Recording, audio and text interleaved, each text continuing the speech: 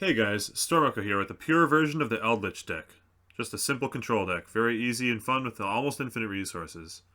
To start off with, we have 3 Eldlich the Golden Lord. You can send it and a spell or trap from your hand to the graveyard to send any card on the field to the graveyard, and it can add itself from the graveyard to the hand, then summon any zombie from hand, including itself, by sending a spell or trap that you control to the graveyard. Next, we have 3 Elixir of Black Awakening. You can special summon any zombie from hand or deck with it, which must be an Eldlich if you don't control one already, and you can banish it from the graveyard to set a golden land spell or trap. Next, we have 3 Elixir of White Destiny. You can special summon any zombie from your hand or graveyard, which must be an Eldlich if you don't control one already. You can also banish it to set a golden land spell or trap from your deck. Interesting. Then 3 Elixir of Scarlet Sanguine, which is a trap that lets you special summon any zombie from deck or graveyard, although it must be an Eldlich if you don't control one currently. And you can also banish it for a golden land spell or trap. All 3 of these lock you into zombies for the rest of the turn after you use them, but you can make any summons you want beforehand. And all 3 can only use one of their effects per turn. Next, we have the Gold Land category of cards, which are what you can set by banishing your Elixirs. Starting off, we have 3 Conquistador of the Golden Land, which special summons itself as a level 5 light zombie, and then pops a card if you control an Eldlich the Golden Lord. Then 3 copies of Waquero of the Golden Land. You special summon it as a level 5 light zombie, and then you can banish a card from either graveyard if you control an Eldlich the Golden Lord. Then we're running 2 copies of Gold Land Forever. This is the archetypal counter trap. You can negate a spell, trap, or monster effect if you control an Eldlich the Golden Lord. This one does not float, unfortunately, like the rest of them do. And then 1 copy of Guardian of the Golden Land. You'd special summon it as a level 5 light zombie, and then you can make the attack of any monster 0. The 3 that summon themselves as level 5 light zombies can all banish themselves during the end phase to set an Eldlixir card. And you can only use one of their effects per turn, so choose wisely. That's it for Eldlixirs and Golden Land spells and traps. Now we have 3 Cursed Eldland, which should have been a field spell, but it's a continuous spell. You can't attack with non-zombies while you control it, but you can pay 800 life points each turn to add an Eldlich monster or a Golden Land spell or trap from the deck to the hand.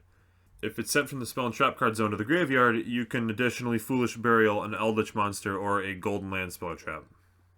Then 1 copy of El Dorado Adelantado. If you control an Eldlich monster, you can shuffle 3 of your banished Eldlixirs to destroy the field, or 3 of your banished Golden Lands to have your opponent's life points while gaining that many life points in return. If you're running Eldlich as an engine, you probably would not run Adelantado, but in the pure build, it's pretty good to recycle your spells and traps. Now for the generic spells, we're running 3 copies of Foolish Burial Goods. You can use it to send Eldlixirs to immediately search a Golden Land, or send Golden Lands to set Eldlixirs in the end phase. We were also running 1 copy of regular Foolish Burial, just as a 4th copy of Eldlich the Golden Lord. And 1 copy of Galaxy Cyclone, which has a lot of utility in this deck. You can hit your own cards to get them in the graveyard. You can pop back row twice, it's great in grindy games, and it has a lot of synergy with Golden Lord's effect to send it to graveyard. Then for generic traps, we're running 3 Solemn Judgment, which you mostly use to stop cards like Evenly Matched or Lightning Storm from blowing you out, but you can also just use it to stop any of your opponent's big plays. 3 copies of Infinite Impermanence, definitely the strongest hand trap in the deck because of the synergy with the Golden Lord. You can send it to graveyard to summon himself or to pop cards. It's completely essential, helps you go in second. And 1 copy of Skill Drain, which is the strongest floodgate for the deck because we're 100% unaffected by it outside of our rare extra plays. Finally, for the non-Golden Lord monsters in the deck, we are just running 3 Ash Blossom, which has a little bit of zombie synergy. You can summon it in a pinch, and it's also just the best generic hand trap, so we're running it. That's it for the main deck. We'll move on to the extra deck now. To start off, we have 1 copy of Avendred Savior, which saves the brick hands that end up with multiple zombies to summon but no Golden Lord access by sending a Golden Lord to the graveyard. 2 Vampire Sucker, which just generates a lot of card advantage over the course of a game, and because we don't normal summon a lot, you can use it to tribute your opponent's monsters pretty frequently. 1 copy of Hippo Shiningen to just push damage. 1 Nightmare Phoenix to out weird problem back row, and it's also a discard outlet sometimes. 1 Crimson Knight Vampire Bram, which lets you steal an opponent's monster from the graveyard, and it floats forever as long as it's destroyed. 1 copy of Artifact Durendal. It's a great negate because our back row is usually chainable and doesn't really mind destruction. It also helps you fix weird hands sometimes. 1 copy of Shark Fortress, which just puts out big damage. It's actually an OTK with just a special summon Golden Lord, because the Golden Lord does 7,000 and the Shark Fortress is 24.